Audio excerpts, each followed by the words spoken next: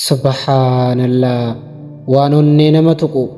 Abbaan sa'aa kanaa akka dubbatettim sa'aan isaa kun guyyoota hedduudhaaf nyaachuu fi dhuguu akka dhiisee fi boodarra maaliif nyaata dhiise jechuudhaan innis xiinxaluu akka eegale dubbatam.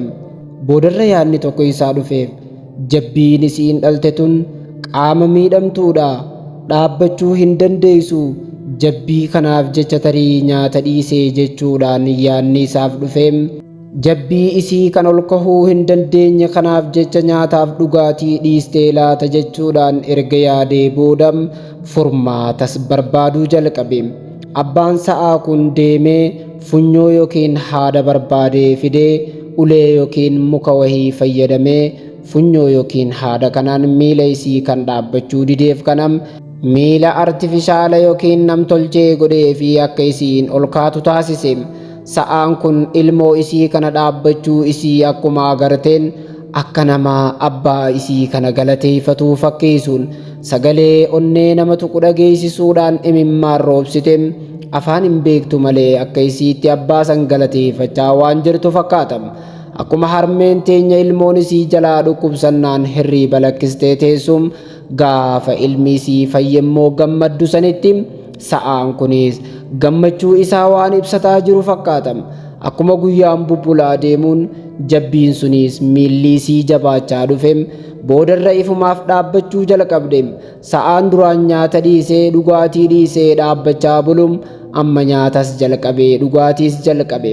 Gatiin haadhummaa nama qofa osoo hin taane beeylada afaan hin beekne keessattis haadhummaan gati jabeessaa akka taheen irraa baradhe. Egaa namoonni na dhaggeeffatan isinoo mee maal irraa hubattan? Yaada keessan sanduuqa koomentii jala barreessaa. Beekamaa beekamtiin isa hin shawwadin.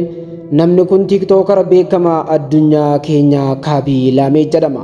Kaabii Laamee beeksisa yookiin advertaayismentii kamiyyuutuu hojjechuun duratti dhaabbilee yookiin kaampaaniin isa qunnaman maal akka hojjetan wanta beeksifamuuf sana sirriitti ilaala jedhan. Sababnis akka seera amantaa kiyya islaamummaa hin cabsine mirkaneeffachuuf jedhan. Fakkeenyaaf dhugaatii alkoolii hin beeksisuun carraa dhaabbilee gurguddoo addunyaa hedduu biraa argadheetiin jiran garuu beeksisuu nan dide jedhan.